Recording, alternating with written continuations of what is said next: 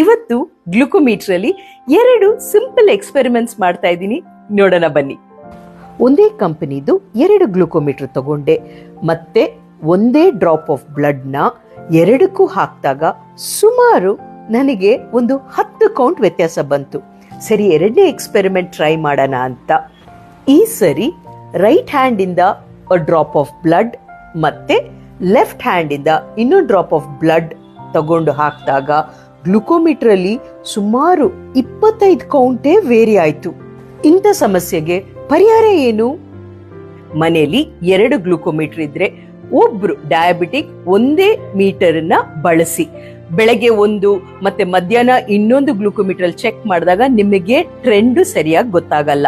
At the end of it ಒಂದು glucometer ಅಲ್ಲಿ ಎಲ್ಲೋ 150 ತೋರಿಸಿ, ಇನ್ನೊಂದ್ರಲ್ಲಿ 250 300 ಇದ್ರೆ ತಾವು ತಲೆ ಕೆಡಿಸ್ಕೋಬೇಕು. ಒಂದು 15-20 ಕೌಂಟ್ ಡಿಫರೆನ್ಸ್ ಇದ್ರೂ ಪರವಾಗಿಲ್ಲ, ನಡೆಯುತ್ತೆ. ನಿಮಗೆ ಆ ಆಹಾರ ಸೂಟ್ ಆಯ್ತಾ ಇಲ್ವಾ ಅಂತ ಒಂದು ಐಡಿಯಾ ಕೊಡುತ್ತೆ. Stay informed, stay healthy, stay happy.